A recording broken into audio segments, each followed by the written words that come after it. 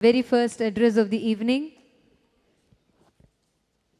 She is a towering figure in the world of business, co-founder and managing director of Bharat Biotech International Limited, a celebrated leader in the pharma and biotechnology industry, a graduate of Etiraj College. She holds a postgraduate diploma in patent law, and since co-founding Bharat Biotech in 1996, she has played a seminal role in developing and delivering 19 vaccines globally, which includes the Covaxin and Incovac for COVID-19. Under her stewardship, Bharat Biotech has filed 433 patents and received over 145, cementing itself as a global player in vaccine research. She has been the recipient of numerous recognitions, including the Padma Bhushan in 2022 for her outstanding contributions to society and industry. She holds business and social goals close to her heart and actively champions gender diversity through the Indian Women's Network. It is an absolute pleasure and privilege to welcome the influential Ms. Suchitra Ella for the address.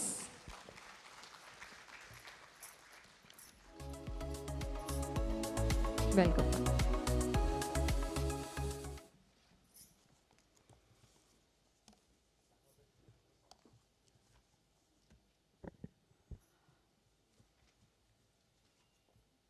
I don't know if I want to take all that credit to myself because I know there's Krishna along with me, and so I always acknowledge that, it's like the Ardhanarishwara form of Shiva, that both of us came together on this journey that has brought us this far by the grace of Almighty.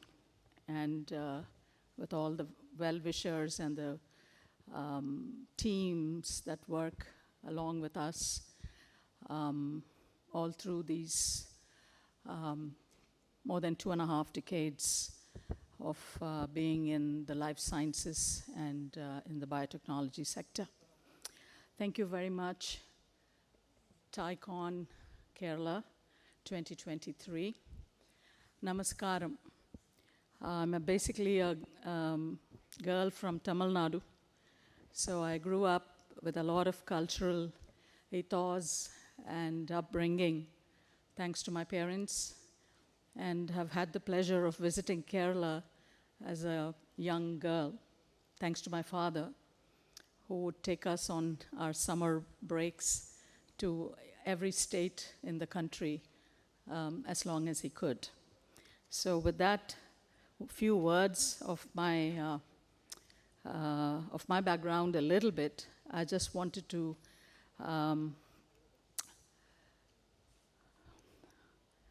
take this moment to recognize the presence of Arun Mammen, Shri Mohammed Hanish, IAS Secretary, Department of Industries, Commerce, Government of Kerala, Shankar, Chair Board, Board of Trustees, TiE Global, Damodar Avnoor, Jacob Joy, Nawaz Miran, my dear friend again. There he is. Hey, Nawaz. I have a lot of friends from the CII fraternity that I also belong to, having worn many, many hats in the CII southern region. And that's how many faces are dear to me. Ladies and gentlemen, this is a unique opportunity addressing this esteemed gathering of august entrepreneurs and innovators reminds me the responsibility we bear as individuals to make a positive impact on our society. Addressing here in Kochi this afternoon amidst the present and the future torchbearers of our nation's progress. As I lean in to speak about TiEcon's very powerful theme of driving change, unlocking potential, it will serve us well to remind ourselves that our nation is at a pivotal moment in history. And in a couple of decades from now, will celebrate its 100th year since becoming a sovereign republic and an independent India. We all stand on the precipice of tremendous possibilities, holding the reins of our nation's destiny. as the emerging world order demands that we rise to the occasion and propel India's growth forward. As we set our mission on becoming the world's third largest economy, our responsibilities extend far beyond mere economic growth. While India's recent G20 presidency earlier this year further underscores our country's growing influence on the global stage, let us not forget the magnitude of challenges that lie ahead and that will also take us truly to unlock the nation's full potential. Take us all to do that. In a world brimming with challenges and opportunities, the role of the entrepreneurship becomes pivotal in steering change and bridging the divide and disparity that currently exist. I'd like to dedicate the next few minutes on how we as a community can leverage our skills and resources across the 5 crucial domains that this year's theme encapsulates, namely agriculture, education, assisted living, global health and wellness, research and development/innovation. When Krishna and I moved back to India in 1996 to start Bharat Biotech, we stayed on course envisioning a spectrum of issues and challenges that were close to our hearts, given our common roots hailing from traditional agricultural families. In addition to focusing on human health through Bharat Biotech, we went on to create new ventures with a strong focus on veterinary sciences, animal health, enhancing food processing and agricultural sciences as well over the last 15 to 20 years. This concept is now globally becoming to be known as One Health. And I'm therefore glad that TiEcon's theme this year is placing special focus on agriculture, global health and wellness, research, development, and innovation. Amongst the companies we co-founded, Krishna and I, BioVet is focused on animal health products and vaccines, given the utility and the economic safety that it provides to the farmers, to their families, and to the rural economy that is around us. Ella Foods and Innova Agri Bioparks in Bangalore are focused on agricultural commodities and food products through innovation that add value to agricultural products and produce and food processing chains with the aim of One Health, in addition to benefiting the farmers and enhancing farming practices and increasing their incomes. Given that it is truly the nation's economy in a world living through climate change and resource constraints, effective technology is the biggest savior that we have in front of us. As entrepreneurs, we should put agriculture at the forefront of our discussions. It's the backbone of our economy and other economies worldwide. As entrepreneurs, we also have the opportunity to revolutionize farming practices, enhance food security, and uplift the lives of those working tirelessly in the fields and farmlands by leveraging the power of technology through the use of precision agriculture, frugal irrigation, automation, and so on, etc. This would allow us not only to optimize the usage of resources, enhance crop yields, reduce losses due to post-harvest management, while ensuring food security through sustainable farm practices. Another important area of focus is health and wellness, which demands our immediate attention. The recent pandemic presented us with an unparalleled context on the importance of health and wellness. We should be looking at the future that prioritizes this the foremost. So very much like vaccines, personalized medicine, early detection systems, gene therapies, etc., will drive a systemic change in making the world hopefully disease-free. In the wake of the unprecedented challenges, I ask that through our entrepreneurial spirit, that we seek and drive advancements in healthcare, ensuring accessible, affordable, and quality services to ensure health and wellness uniformly for all through innovation, because that's the only tool, as I said earlier, that we have, we possess, and we need to make best use of it as well. In a space that we are, where we make molecules that change lives, innovation is the backbone that brings new ideas to life. Innovation cannot be fully understood without comprehending its challenges first and then later the opportunities. The company that we founded, Krishna and I, is a standing testament to that, what can be accomplished when innovation is the foundation stone of everything that we attempted to do. We knew right from day one that we had no choice to do it otherwise. I don't want to go into that too much.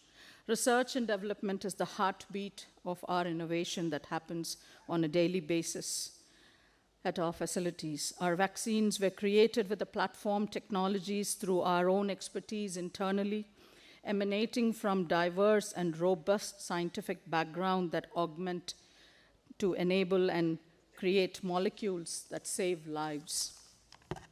The outcomes that the company had been able to accomplish and deliver for the country and the populations around the world is a standing testament for this.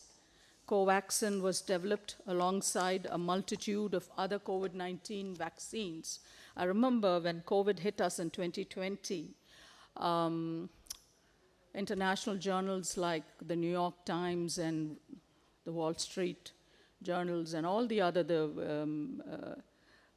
many international journals would talk about the number of groups that were involved worldwide in working and trying to bring together, bring a COVID vaccine or a platform that could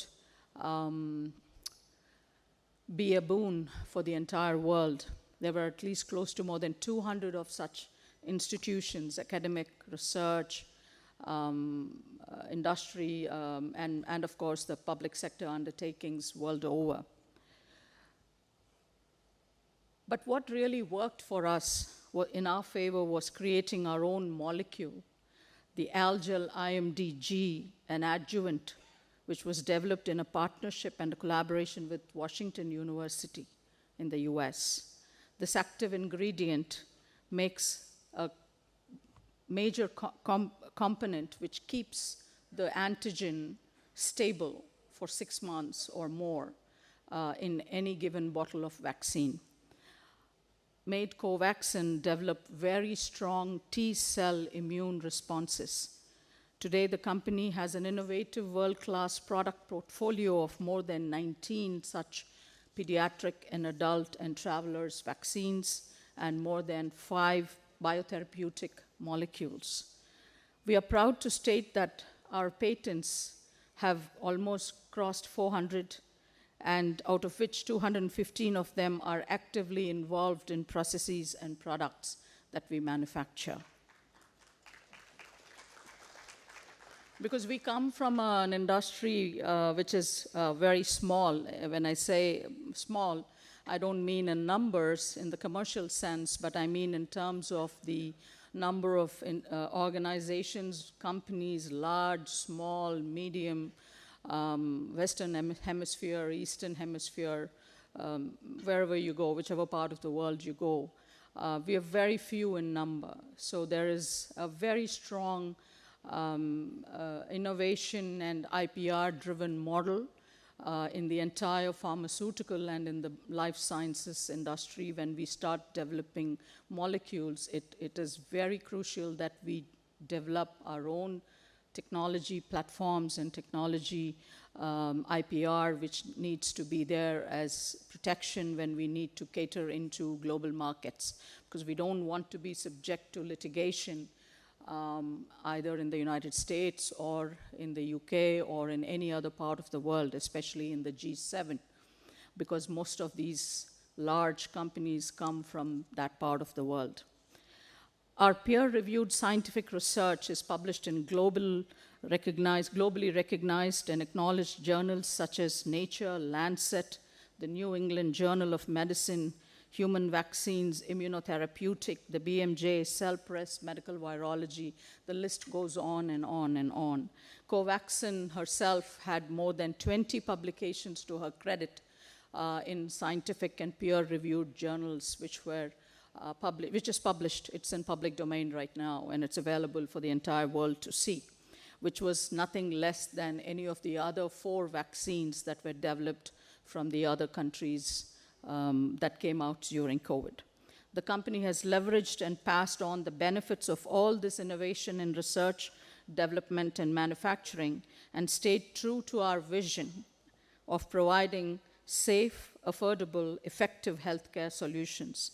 We went to further develop and get the licensure for the first nasal vaccine in the world to be distributed, if at all required, as a booster dose or for any future pandemic or endemic regions of the world, if at all it would be required as a prevention, though I would not want to see the world see another pandemic come by us.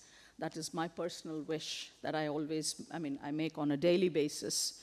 Another vaccine that I would also like to mention to you in this context is because we are talking about innovation.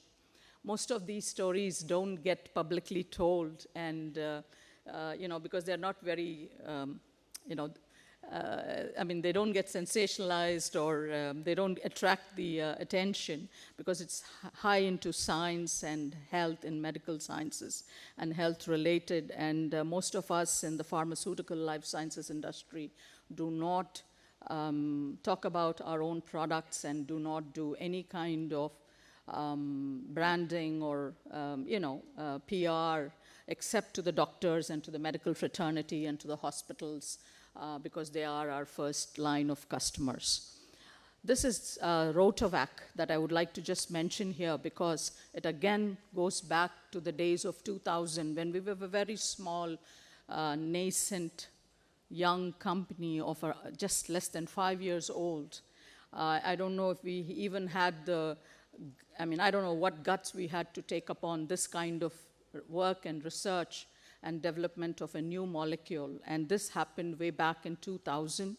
The rotavirus infection is something that is very commonly found in most parts of the world, very closely to especially the developing world and the underdeveloped world, with over 600,000 young infants losing their lives due to severe acute diarrhea, dehydration leading to death. So this was something that was thrust upon us at that point of time, and we took it on ourselves to at least work, understand. Even if we failed, we felt that it was important for us to understand the aspects of technology building and product building and clinical research, which was important, which is a very important facet of the product development work that we do for every product that needs to be released into the market before licensure is given by the National Regulatory Authority, which is the Ministry of Health for us in India. This vaccine is a result of extensive collaborative research and development work spanning more than 15 years it took us as a group, and also with more than 14 national and international agencies, institutions, starting from the National Institutes of Health, because this was an Indo-US vaccine action program that got started some 30, 35 years ago. And when we landed into it, it was like almost halfway through that time frame. And so the NIH was involved in it, the CDC, the Centers for Disease Control, the All India Institute of Medical Sciences, the Department of Biotechnology, Stanford University was a partner, Johns Hopkins was in it as well. The Bill and Melinda Gates Foundation came in halfway through and pumped in $100 million in terms of funding, because this is how serious this gets to in terms of research and international quality of research and clinical development and product development that happens elsewhere in the world, and there was no shortcuts to that. So that is why the amount of time that it takes to bring a new molecule is not something easily achievable, especially from our parts of the world.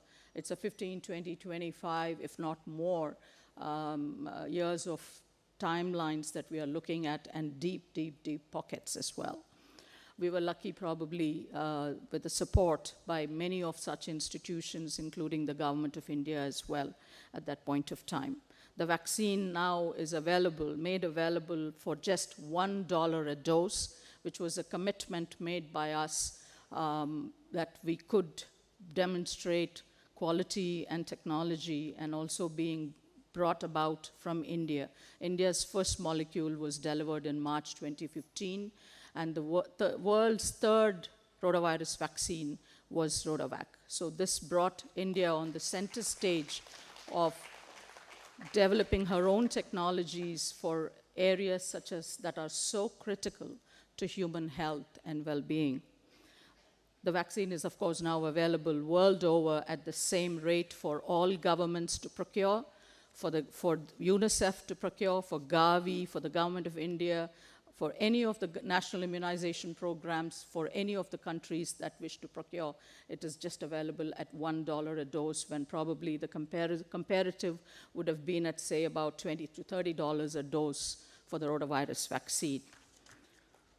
These price points were achieved only because of innovation, and in our product research, the commitment that we put into us as a team, as an organization, the development work that was done in collaboration, the manufacturing strategies, and the facilities that were built in Hyderabad and in Bangalore for such purposes. And also for the scale of manufacturing that we need to have. We are not talking about thousands and lack of doses here. We are talking about millions of doses. We are talking about, if required, the COVID pandemic showed us that we need to be ready to make 1 billion doses of vaccine. And that's what we in India did when we manufactured more than close to 2.5 billion doses of the pandemic COVID vaccines just within India, and was distributed within India, in addition to the vaccine Maitri that was also done for supplying to the other countries that the Government of India took it upon herself to do so, to help other nations, friendly nations. So these price points were only achievable because of the innovation, the change, the way we look at doing research, the way we look at cutting-edge technology, the way we look at partnering with others. It's not just done by ourselves and just by a one-man army. It is multiple agencies coming together for public health, because this ultimately goes back to public health and protecting lives across the world, if not the country. This also allows us to reach to many of the low and middle income countries of the world, as we all have the same issues in terms of procuring high cost medicines and vaccines for our populations. Preventive healthcare should not be a privilege to the rich countries alone, but it should be affordable and accessible to the common man. Finally, in the domain of research and development, we have the opportunity to push ourselves to the boundaries whenever possible, and the COVID pandemic was one such example, when we just did not buckle down under the pressure, but instead stood up and took the bull by its horn and said, what are we going to do about it? Because there is no way I can fathom in my imagination that India is a country with 1 billion adult population needed 2 billion doses of vaccines, of the vaccine, that in order to cover her entire adult population. And I don't know if we could have done that by just procuring it from elsewhere if we had not manufactured it. I think that was a great way to stand up for the country, and also for being there at times when the nation, was under such a terrible time frame in terms of, and when other nations were closing doors and gates. So we needed to also look inward and see what are we going to do about it by ourselves, rather than just looking outside the window and asking for help and looking for help or seeking help. By fostering these R&D initiatives and leveraging on the cutting-edge technologies, I think this is how we need to propel our populations into the future of innovation as a driving force for which health and agriculture will be one of the major beneficiaries that I can think of. In this context, I would also like to draw your attention to one critical resource that we have failed to fully recognize and encourage and utilize in unlocking our country's true potential is our own women, the 500 million plus women that I think we need to bring on board as well. If not the 500 million, at least whatever, half of it, one-fourth of it, one-third of that number. I mean, which other country has this kind of human resource capital that we have? I think this is a great way to leverage that aspect as well, and I think we need to work strongly towards building an India, a strong India. At the same time, I just want to say again, a connect.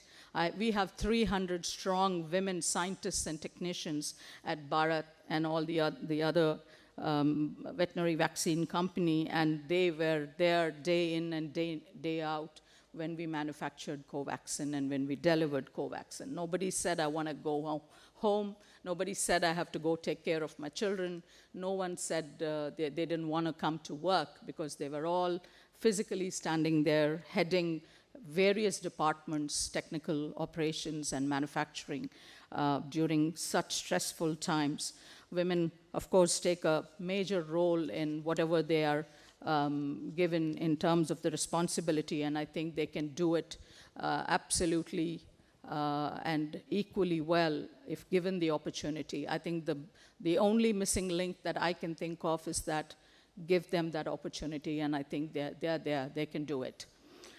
TiEcon's theme and also places special focus on two other topics that are culture and the immense importance to, namely, education and caring for elders. I think these are extremely important for a nation this large, and for us to go forward into that 100th year of our independence, and also the future of this nation going to be resting on education, is going to be the torchbearer of the society, which passes on from generation to generation. I think it's education that has brought all of us, and knowledge and wisdom, of course, that has brought all of us here today under this roof as well. So we need to, I think, absolutely look into all these areas, be inclusive as a country, and I don't mean to say that we just need economic parity and growth, but at the same time, you're not going to have to leave behind all the other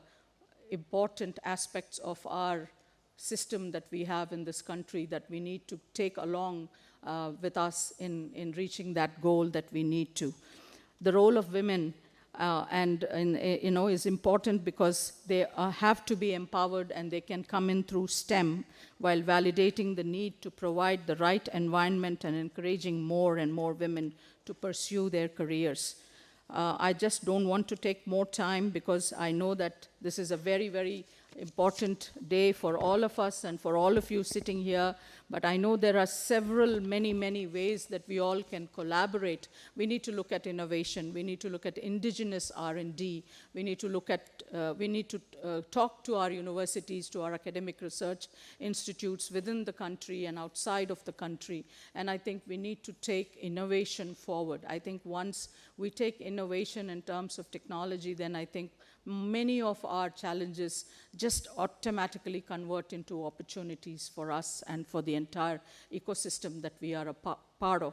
I think with this, I hope that in the next 25 years, we will witness remarkable transformations when India becomes 100. And as we embark on our respective journeys and perceive new ideas, I urge you all to let innovation be your guiding principle through the time of transformation. Together, we can create a future where India thrives not only economically, but also socially and culturally. When I conclude, I stand here today deeply honored and grateful, and aware of the magnitude of the task that still is there in front of us. The journey may be challenging, but I think with dedication and inclusivity and the unwavering commitment to our nation's values, we will create a legacy that future generations will be proud to inherit from us.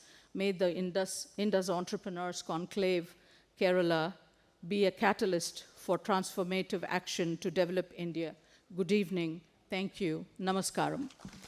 Thank you very much, ma'am. Madam, we request you to accept a memento from our end on behalf of TiE Kerala. May I request Mr. Damodar Avanur to present a memento as a thank you to Madam Suchitra here. And now for the next resource person. Yadrishi bhavana yasya siddhir bhavati tadrishi. Whatever the one's mind conceives, one achieves it. The leader now exemplifies this fact. He is the Vice Chairman of the Board and Managing Director of MRF Limited. He holds an MBA degree from the University of Ashland, USA. And during his stay in the States, he received training from BE Goodrich Tire & Co. and Uniroyal Goodrich Tire & Co., renowned tire manufacturers in the world. Apart from heading MRF, he is also a director of Fun School India Limited, a toy manufacturing company, and is associated with their American collaborators Milton Bradley and Hasbro Inc., two of world's leaders in educational and scientific toys. A leader par excellence, the inimitable Mr. Arun Mammen.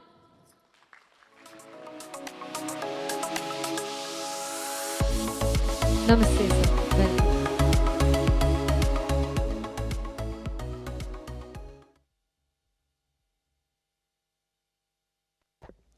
Good evening to all of you.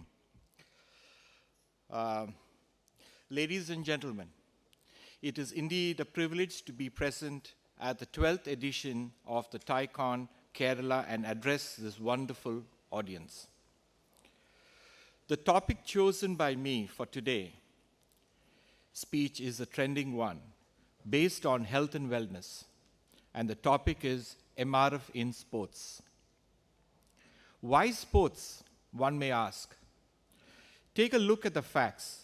India, being a demographically young country, is naturally involved in some or the other form of sports. Of course, the most popular one in India is cricket, but there are so many other sports also, as we all know. The need to encourage sports as a part of health and wellness is being boosted by all, be it governments, central or state, schools, parents, and society at large. This is assisted by the growing infrastructure of facilities and increased access of media through digital and television. The business of sports is growing ninefold. There are even talks of India hosting the Olympics in the near future. The way we see it is simple. Sports is a way of life to the youth of India involved in health and wellness. Colleges and educational institutions are today offering courses on sports management, athlete management, team management, sports broadcasting and journalism, use of digital media in sports, and sports entrepreneurship.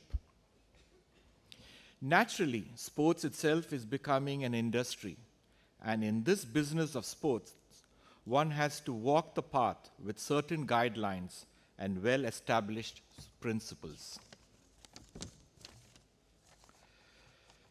You may wonder, what has MRF got to do with sports? This is indeed simple. Let me first give you a brief introduction on MRF, the organization. MRF was founded as a toy rubber balloon company by my late father, Mr. K.M. Mammen in 1946.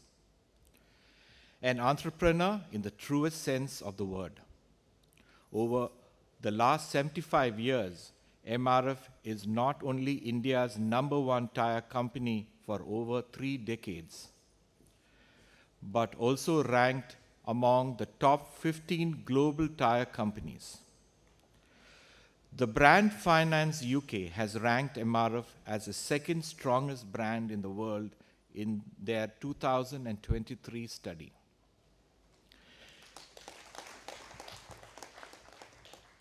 We have manufacturing plants in 10 locations across India, including one in Kottayam. With a reach across the globe and a product range from go-kart to aircraft tires, we make the widest range of tires which are cared and treasured by 15,000 families, members, and employees of MRF. In a calendar month, our units have an output of over 6 million tires.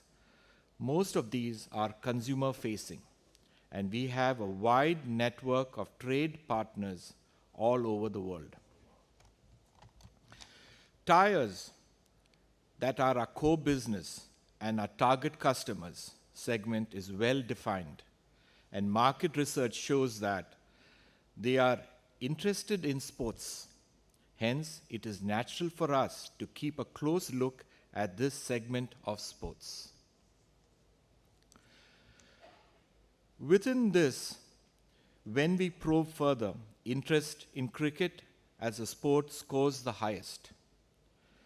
The other sports where we find a direct and performance-related connect is motorsports, racing or rallying, car or bike, recreation or competition, in India or globally. Define the terrain, tarmac or gravel, or broken road. Conditions, be it dry or wet, even ice tires.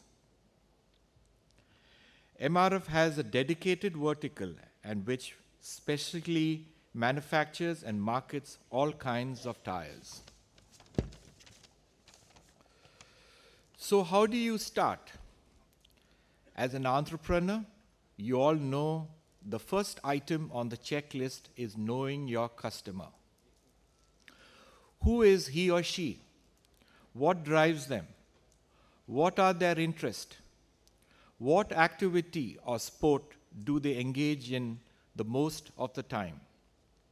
The current answer is a known one, cricket. But other sports are also growing. We recognize this and monitor the trend regularly. However, as a market-led organization, we all have to prioritize. In the early years, MRF did work. Many did not know that in the international boxing tournament in India and also partnered a football academy in India.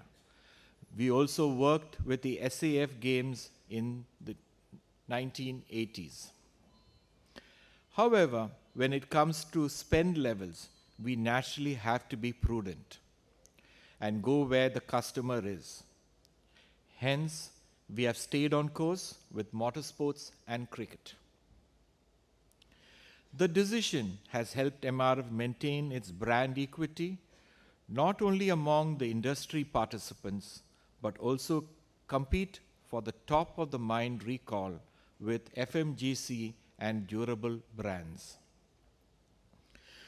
Moving to motorsports, in 1970, there was the annual motorsports festival conducted at the Sholavaram racetrack near Chennai.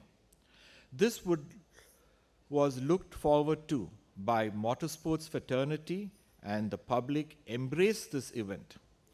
Crowds in excess of 50,000 would throng all the modes of transport to witness this spectacle.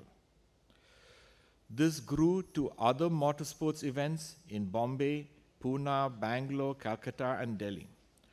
What we test over 2-3 years on the road can be tested in 2-3 hours on the racetrack. And that's why the racetrack is a laboratory. And hereby evolving our philosophy, the tires we race are the tires you buy. MRF never let the foot off the gas pedal on motorsports as a connect to the core product. MRF is so direct. MRF was the first to make Formula racing tires in India.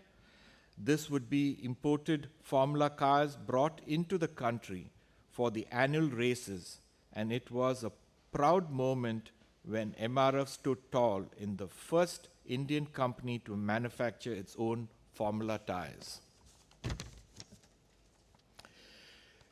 When Formula tires scorched the racetracks, MRF was also developing great rally tires, and with the help of their own teams participating in Indian Rally Championship, and infrastructure grew and as the Indian automobile industry gave more variety to the customer in terms of vehicle choices.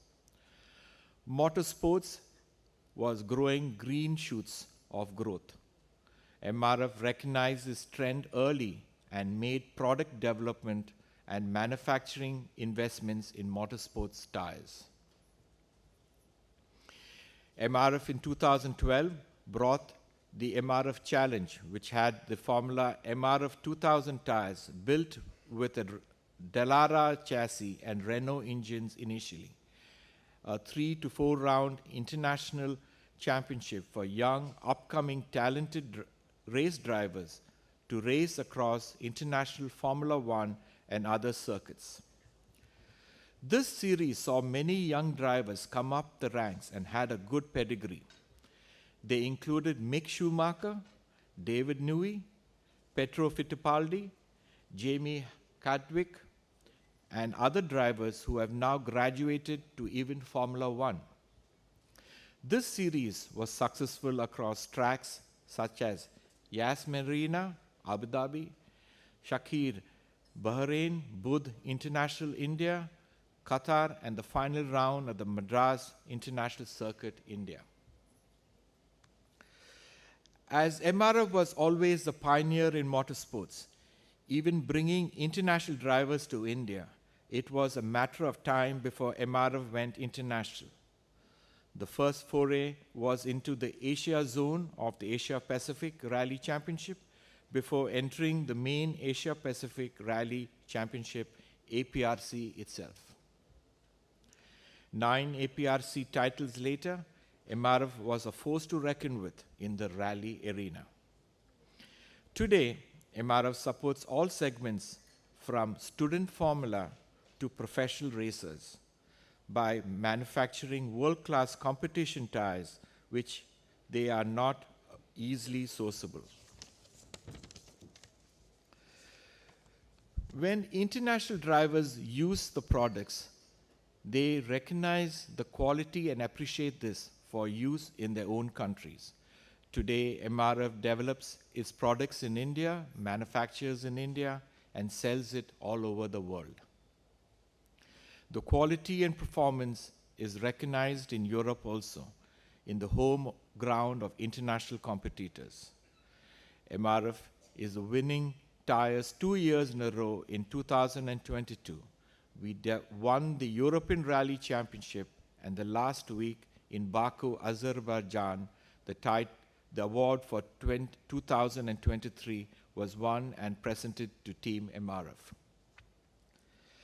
As I did mention that in the early parts of our journey, MRF did try other sports like boxing, football.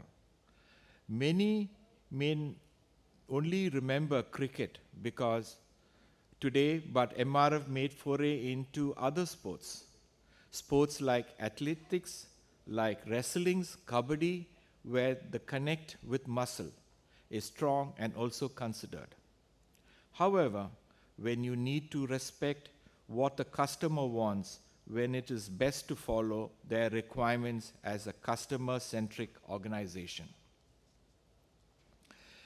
Our cricket journey started in 1988 when MRF hosted the Jawaharlal Nehru World Series Cup. We saw 8 international teams compete. This was a grand success with MRF innovating by launching new tire products with the tournaments. At the same time, this also brought about an acute realization that India was not producing strong fast bowlers while other countries were bringing them on like an assembly line. Here, MRF brought in the famous Australian fast bowler Dennis Lillee as a director of the MRF Pace Foundation in Chennai. This was meant as a training ground to bring in international class pace bowlers. This turned to be an instrumental in bringing really great Indian fast bowlers.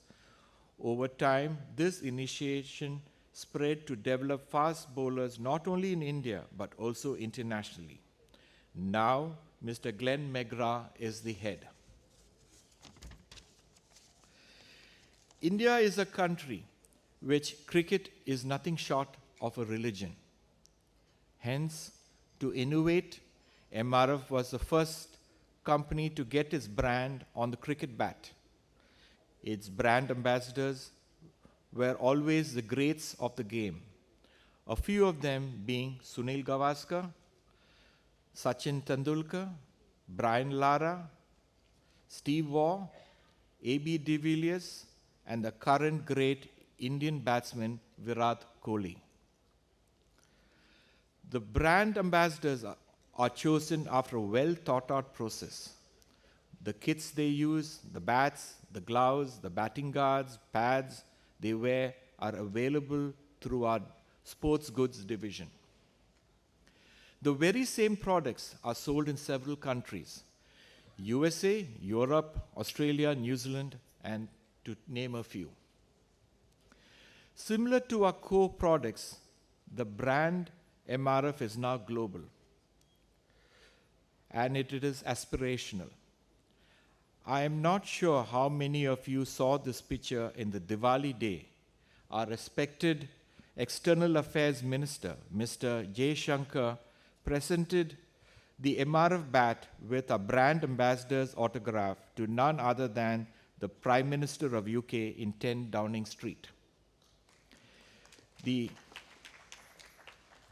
MRF brand name has been used internationally, also in 2005 in South Africa. MRF in 2014 saw an opportunity to become a global partner in the ICC International Cricket Council, with India having just won the previous World Cup in 2011. There would be a scope for cricket to become bigger than what it was then, and the perfect vehicle to take MRF to the homes of most Indians. This saw the coming together of the Indian pioneer and the global cricket. MRF continues to be a global partner of the ICC, and one can see MRF across all ICC events across the world. In recently concluded World Cup, brand MRF was visible in most areas: perimeter, side screen, ground, boundary rope, player mat, to name a few at least. All these inputs were carefully developed and executed to the finest detail to ensure that the customer we know see the brand when they expect this to be. MRF as a brand has seen sports lift its brand image to a new level, where it remains exclusive and has a premium connotation in the minds of our customer. To sum up, the 5 principles in our efforts are clear. 1. Know your customer and keep track of his preference. 2. Establish a product, service connect. 3.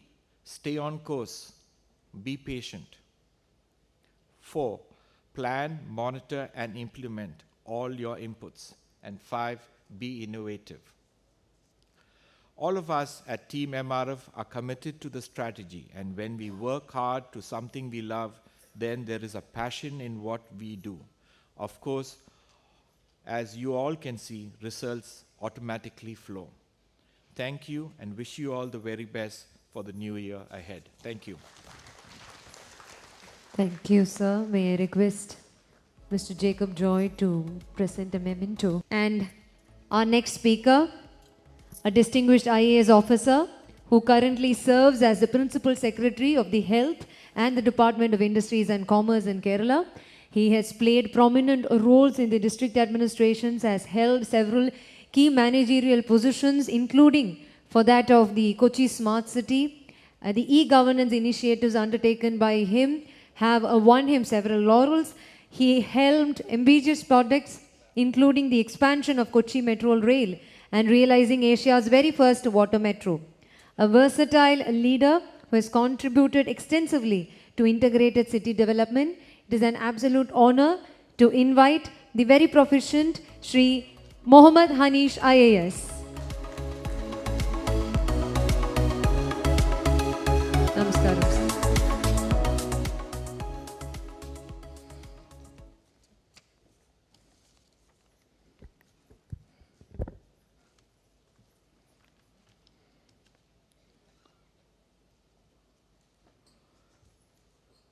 the president of the meeting that heralds the beginning of the 12th TiEcon Kerala 2023, Mr. Damodar Arun, the chief guest of the day, Padma Bhushan, Mrs. Suchitra, the Vice Chairman and MD, MRF Limited, Mr. Arun Mammen, Mr. Shankar, Mr. Jacob Joy, Mr. Navas Mira,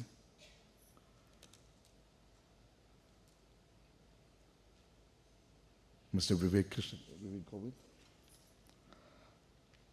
Mr. George Karia, Mr. M.S.A. Kumar, other colleagues, dignitaries of the dais, ladies and gentlemen. After having listened to the lovely rendition of two top-class companies in the world and the laurels and achievements that have been won by them, I would request you to come down to ground earth so that the saga of struggling companies, small, medium enterprises are elucidated a bit. Because I, from the bureaucracy, belong to that sector which dwells with companies which can never be run, companies which have become absolutely obsolete except for the political expediency, and those institutions which are run just for the heck of it. But we try to turn it around, albeit unsuccessfully.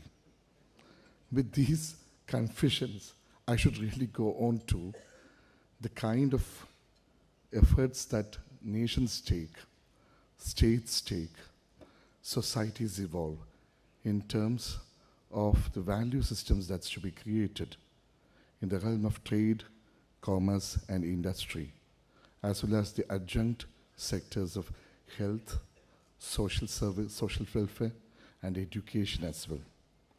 I had been dabbling with these sectors for quite some time, especially so in the sector of education. Now when I look at it, I find that, in fact, the world has grown considerably into the Industrial Revolution 4.0. When we recount these industrial revolutions the other day, I happened to have a great deal of, communion of the historical events and the historical perspectives with the innovations and the inventions that took place during those times. That had really marked the Industrial Revolution 1, 2, 3, and finally the fourth one. This remains especially so in the 1800s, when the Industrial Revolution began in its true sense, with all those innovations happening in the steam industry, steam engines and cotton gin and other things that happened in United Kingdom. And the search for the colonies began in search of the raw materials and ultimately for the finished products as well. Decades later, centuries later, today when we come to 4.0, we find that the whole paradigms have changed altogether. As we say, winds of change have already blown across the continents. These were the words not of mine, but of Harold Macmillan, the British Prime Minister in the 1960s. But in India, for instance, what happened to us, as it happens all the time, is that we spend a lot of time on philosophical perambulations that ultimately, by the time the winds of change catch up, it will almost be 2000 or 2010. But better late than never. That is the motto with which we go. Now, when we look at it, we find that in trade, in industry, in agriculture, what are the driving forces as far as the private sector or the public sector are concerned? There is a need, there is an initiative, and there is a cause for espousing that particular philosophy. If the need, the kind of cause, and the driving factor as well can coincide, there can be a concept that's born. Then beyond that, it becomes a question of the germination, the flowering of that concept. And that flowering of the concept happens only when able-minded minds and hearts put their brains together and they strive to create a value in the system. When you create a value in the system, how do we do that? ideas float all over the world. And these ideas ultimately have to find a particular fixed point so that it has a substratum to grow up. What do we call that? Isn't that a small country like Ireland, for instance, has really discovered for the whole world in terms of being one of the best ecosystems as far as the startups are concerned. Being an officer, serving with both the industries as well as the health, which is quite an unenviable task, I find that there have been many innovations that are happening. Most of them, when we use the kind of, worn-out phrase of, out of the box thinking, it has happened. But then, when idea chases money, there is always a question about how these ideas could be fixed onto an entity. That's where these incubators come in, that's where the innovation labs come in, and that's ultimately where these forums come in. We have a prototype that's created, be it the agri sector, be it the industries, be it education, be it industries. And from those particular prototypes, how do we scale it up? How does it become viable? And how can we bring about a niche competence in terms of that product that's created? This is a multi-million-dollar question, because most often we find that out of 100 startups around the world, 10 at the most would flourish, 90 would have a premature death. 90 would have a premature death. If that happens, then there is a question about how is it that these 10 startups really flourished. That's where the originality of thought and the yearning for change and also the new systems and approaches that are brought into effect ultimately gels with the requirements of the market. This is interesting. The classroom sessions in the academic world has to have a connect with the prototypes, which in turn develops into the kind of industrial super hits that's created in the marketplace. Academics to incubation to the marketplace. Very easier said than done. Very difficult to practice as well. This is where change management has to take place. How do we bring about change? It's not just a question of the attitudinal change. It's much more of a research that has to take place in terms of the data mining, in terms of the analytics that's brought about, so that which product caters to which area in which part of the world. That's something which we need to understand in the proper perspective before the huge sums that are spent in marketing and branding takes place. Otherwise, it becomes a wastage of the resources altogether. Coming on to India and Kerala, we find that these years have been absolutely revolutionary ones in the sense that new ideas, lots of unicorns have already come up. Why did they come up? It's because the young men and women in the world, in this country, had a feeling ultimately that let us not be glorified employees, let's try to be hardworking employers. That kind of a realization has given birth to the communion of the hearts and the brains together so that new systems, new innovations are developed. And these innovations have happened not just in the nanotechnology or the graphene sector, or for that matter, the new generation sectors, but at the same time, utilizing the tools of data analytics and also the tools of artificial intelligence and the Internet of Things, we strove to create a real enterprise in terms of the knowledge that it possesses, in terms of the market information or the sector expertise that it possessed, and it finally tried to float itself into the world. We can have ever so many examples for it.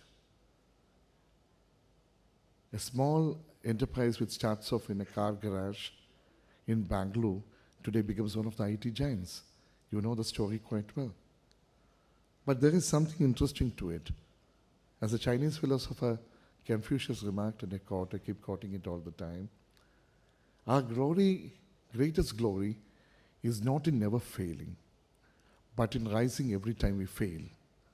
There is a great philosophy behind it.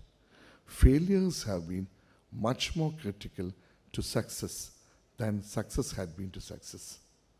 Failures lead to postmortems, critical analysis, and we ourselves had been certainly brought about in a kind of a philosophical mold for centuries together, where fate ultimately decides the difference or the distinction between success and failure.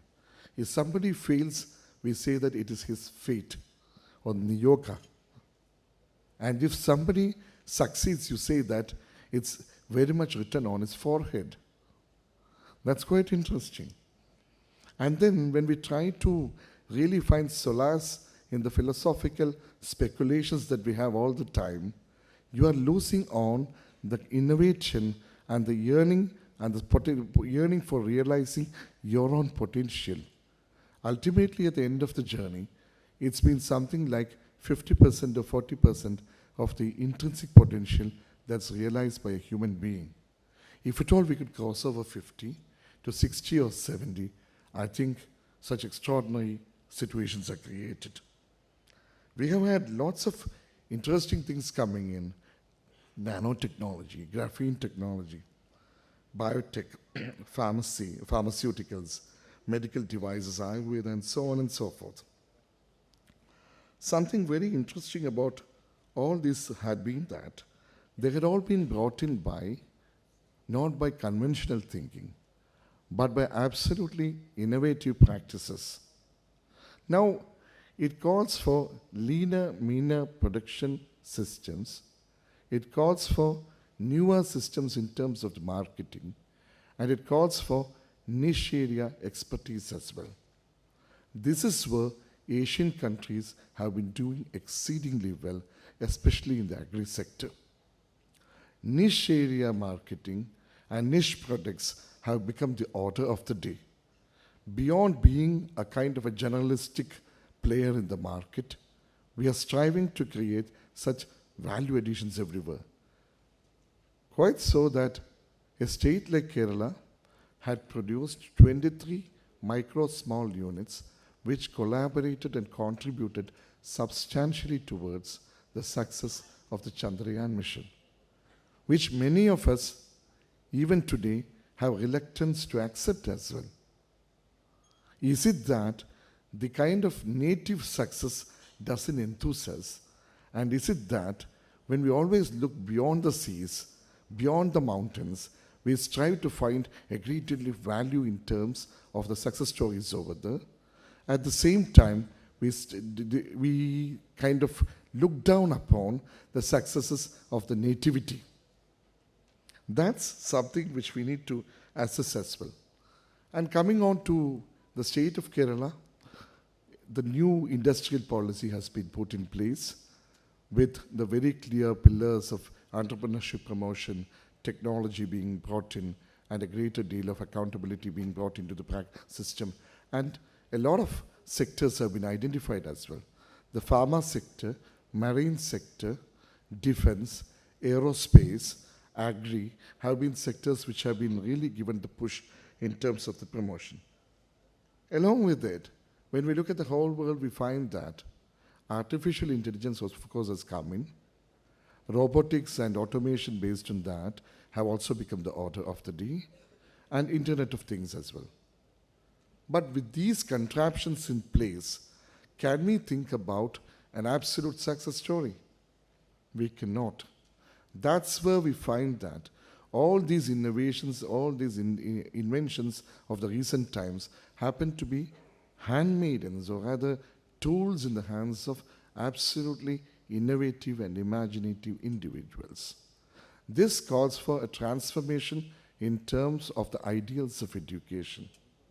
As an education secretary myself, we have strove to introduce in association with United Kingdom as well as Finland, to introduce vocational training on a compulsory nature with at least one trade being taught at the age of 8th standard in the class. If that happens, naturally enough, that kind of a shift, or rather a bias towards actual working in the marketplace and trying to understand the processes of industry, processes of creativity becomes all the more important. Today what happens is that beyond the kind of praxis, the precepts that's taught in the classrooms, when you go to the praxis or the practicalities of the marketplace, there is a wide gap or the wide chasm between the two. How to bridge the gap is the greatest question, be it the higher sector, education sector, or the general education sector. That gap needs to be bridged. If that gap is bridged, all this clamoring for the finishing schools would also come to an end. Ever so many MNCs as well as national majors have been spending tons of money in terms of the finishing schools that are to be made. Why? Isn't it that the BTechs and the MBBS and whatever that comes out of the institutions is enough or eligible enough to get into the industrial place? It's that there has been a disconnect, a distinctive disconnect between the precepts of the classroom and whatever is required in the industrial scenario. And that calls for a great deal of transformation in terms of the processes of education. When we talk about tomorrow's industry, let's be quite clear about three non-negotiables that are to be part of tomorrow's industry. The first and foremost being the kind of cutting down on the cost of production or being economical. Second would be the introduction of leaner, meaner technology, if I can use that word in the proper sense. And third would be the question about the inevitability of the product in a particular scenario. If a product is not inevitable, naturally enough it calls for creation of a market for a product which was non-existent. It has happened in many cases. That's how many of these fashion technologies, many of this entertainment stuff had come in. But as on today, when we look at the whole world scenario, we find that too many pandemics, too many epidemics is actually clouding our landscape altogether. You had a Nipah coming in 2 months back. You have some talk about the influenza and so on and so forth. It calls for a greater deal of application in medical research, as Bharat Biotech has done sterling service in terms of the kind of researches that they have carried out. Now, the medical devices, the systems, the treatment facilities, and the medicines that can be produced have to be economical, out-of-pocket expenses have to be brought to the minimum, and social security net has to be intensified as much as possible. Otherwise, what happens is that the greatest creativity that can be churned out of the humanity would go for a waste just because of the kind of enormous deal of expenditure that's incurred in terms of combating such epidemics or pandemics. Now we come to another interesting theme here. What is leadership after all? Leadership, when I look at it this way, can be comprised of leading oneself as leading others. And when you lead others, in any institution for that matter, there has to be a vision or a direction. Resources may be few in number, but they are vital. Alignment of resources is called for. And ultimately, it's about the kind of consensus that's built up in terms of sharing the vision, faith in the system, alignment of resources, and the consensus built up based on the belief that's created that we share the same fate, we share the same destiny, and we need to take it to success. That's something which really distinguishes a winner from a loser. In many of our public sector undertakings, what happens is that the vision, unfortunately, does not get shared. And in terms of the commitment sector level as well, if you feel that it's somebody's company and I am to get salary at the end of the month, that would be the beginning of the demise of that institution as well. I'm not putting in names here or together, but at the same time, be it the agriculture sector, the health, or the industries, this is a story everywhere. But with all the kind of good things that's happening, and the GDP growth rate that's being witnessed in this country, and the galloping pace at which this nation has been proceeding vis-a-vis other nations in the world, except, for instance, to an extent, China, there is always a greater deal of, prosperity that's brought in as a result of the kind of proliferation of new ideas. If these ideas are to be grounded, we need to have a greater deal of critical hand-holding process also. And who would be the person and which are the institutions that can provide hand-holding? Hand-holding can come about as a result of the kind of communion that's created amongst able-bodied citizens, able-bodied individuals who are well-versed in this industry or trade, who can provide the expertise, the knowledge, and the advice to cajole, coax, and coerce somebody to go ahead. That's the story. Gautama Buddha once said, and I really believe that's the tale, everybody knows the walk, but very few take the walk. This being the fact, we need to look at it again. How do we take the walk? Do we have the courage and conviction so that by the year 2050, when the world looks a bit more different than whatever it is today, how does India look like and how does Kerala look like? Infra development, social sector spending, the kind of expenditure that government incurs everywhere can certainly be a kind of pumping, priming activity as far as the economy is concerned.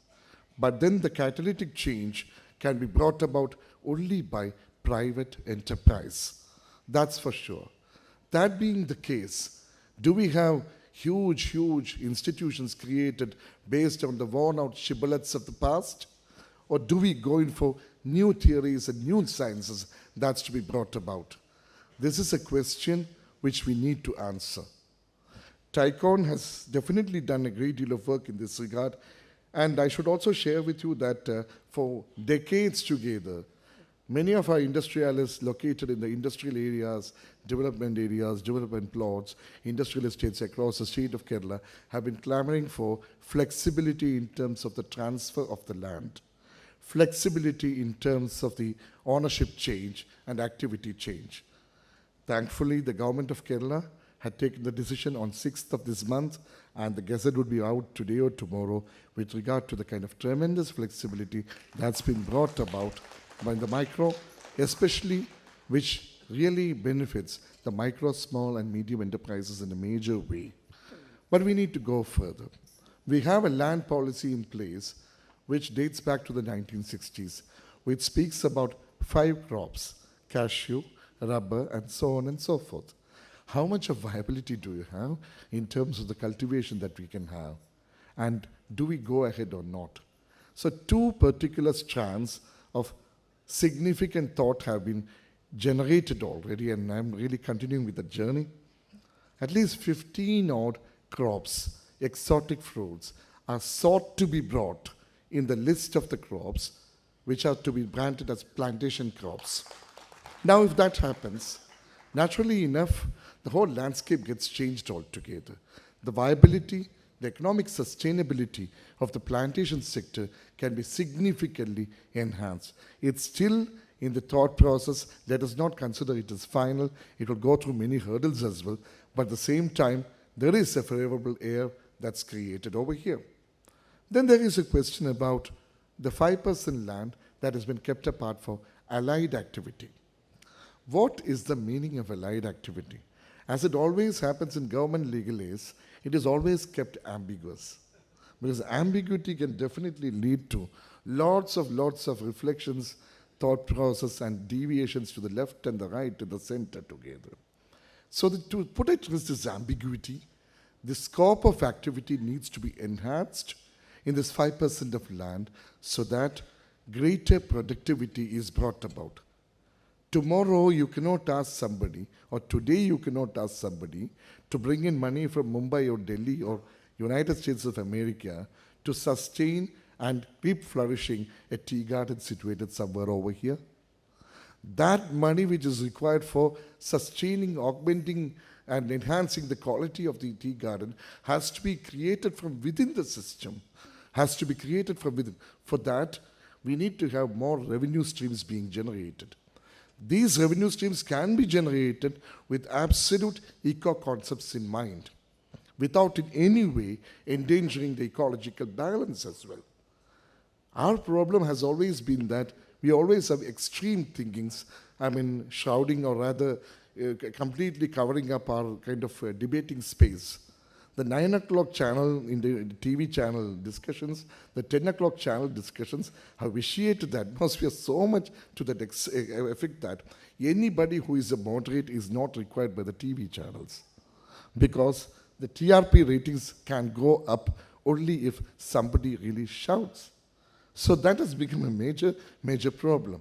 So when you begin to be a moderate, then people say that he is a dud and he is not required for any deal of debate.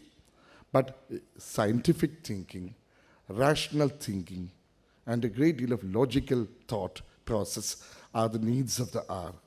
We need to really think about these matters in this manner. Otherwise, what happens is that ultimately the system as it is being created because of so much of interplay of various historic circumstances together will be allowed to sustain itself without any deal of change being brought in. Then how do we speak about change? Change has to happen from within. And we need to bring about change within ourselves. As an Arab poet Rumi said, let us strive to raise our words, not the voice. Since the flowers are created by the rains and not by the thunder. This is something of an interesting aspect which we need to focus upon all the time. And let me end by making a slightly mischievous quote. An intelligent man can see too many things from the pit of a well than a fool can see from a mountain top. So I think we need to really think about it, whatever be the circumstances. Strive for creative thinking, put it on to constructive action, and see to it that a kind of collation of the ideas is made so that it becomes a small ginger group that can really promote change. Ultimately, that's something which has to prevail. There are only two things in this world, according to Aristotle. One is the goodness, which we call the knowledge, and second is the evil, which we call the ignorance. Thank you very much. Wish you all the best, and Happy New Year and Merry Christmas. Thank you, sir. What a riveting session this has been, and I request Mr. Vivek Krishna Govind to present a memento as a thank you to Hanish, sir. And now our next resource person, our speaker. He is the chair of the Board of Trustees, TiE Global, a seasoned entrepreneur, mentor, investor. It's such a joy to invite the very proactive Mr. Shankar Ram to the lectern.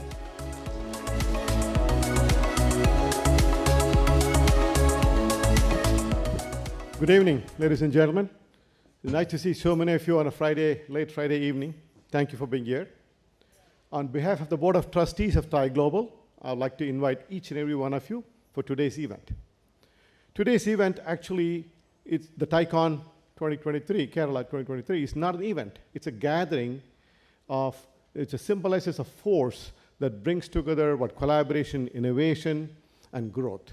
You heard from Ms. Suchitra about the innovation, the collaboration, and the growth they had. We heard from Arun also about the innovation. So Mr. Hanish also talked about innovation. So innovation, actually the other thing is this kind of meeting brings together people, thought leaders, trailblazers. Some of them are on the dais here. It brings together people and creates a spirit of entrepreneurship.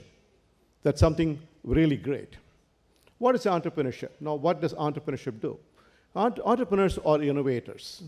As they all mentioned, entrepreneurs are innovators. Innovation brings about change. Change brings about growth. Growth is good for the city, the company, the country, the nation, globe, everywhere. Growth is good. It creates so many opportunities for the world and the population. But one thing is, what prompts entrepreneurs? What gives the impetus? That is TiE. I'm here to talk about TiE, not about a company, it's a nonprofit. TiE acts as a catalyst or a facilitator for entrepreneurs. Our vision is fostering entrepreneurship. We are the largest nonprofit organization in the world with over 60 chapters. We are a nonprofit, take it. We have 60 chapters all over the world. We are a 31-year-old organization. As I said, the vision is fostering entrepreneurship. We have 5 pillars: networking, education, mentorship, incubation, and funding. You heard about Thai Kerala doing all of these. I'll mention it down the road. So we use these 5 pillars to promote, foster entrepreneurship. We have various programs within Thai, which again, Thai Kerala is participating in. The youth program, TYE, that's for youth, high school students. As he was talking about, how do you bring about entrepreneurship mindset from the academic setting? Kids who want to generate new companies, generate new products, we want to take them. We have local, national, regional competition, global competition, and we mentor them. And hopefully some of them will become entrepreneurs, which will contribute to the growth of the country. We have the Thai University program, which caters to the university graduates. The same thing, we have local, national, regional, global competitions, and we take them to the global world. The diversity, we have the Thai Women program. That's one of the greatest programs. In Singapore, we had 60 representatives from all over the world, women. And they were given an opportunity on a global stage with the Singapore FinTech Festival, the government of Singapore. They were able to pitch. Thai Kerala was in one of the finalists. So these women not only get recognition, mentorship, basically some cash grant, we also give them investment funding. For Ms. Suchitra, Thai Southern California, we have a fund for Thai women. So we invest in women-owned companies. So we do support diversity. We also have Thai Nurture, which is a mentorship which they mentioned about. Thai Nurture is a program that takes the youth, the university graduates, and the women and anybody who wants to nurture and grow them to the next level. We have the Angels program, which we invest in these companies. So the youth, the university, the women, the nurture, and the investment. This actually works together so that we can take a company from inception, conceptual stage, to a real big company that can take for growth. So having said all that, Thai Kerala, they've been around for 20 years. Now we have, as I said, 60 chapters in multiple countries. We have about 26 chapters in India, over 21 chapters in North America. We have Japan, Dubai, Singapore. We just opened one in Indonesia, UK, Germany. We name it, we have chapters all over the world. Thai Kerala is about 20 years old. Kerala is known for its natural beauty, agriculture, rice plantation, literacy, but now we are hearing more about Kerala and entrepreneurship. They're making a dent in the entrepreneurship space. And Thai Kerala has got a big part in it. For the past 20 years, they've been contributing, they've been helping, they have conferences like these. They are promoting entrepreneurship, fostering entrepreneurship. So this conference is all about entrepreneurship. You're talking about driving the change, unlocking potential. What is change? Change is going to lead to growth. And Thai Kerala is doing a great job in promoting entrepreneurship. So actually, I would like to thank each and every one of you for being here. One thing you have to know, Thai is a non-profit. We're all givers. I've been involved with Thai for 25 years. And we believe in giving back to the business community. And we want to give our investments, our mentoring to eligible companies. If you're already a Thai member, please participate in all the Thai programs. If you're not a Thai member, talk to a Thai person and see how you can become a member and give back to the society.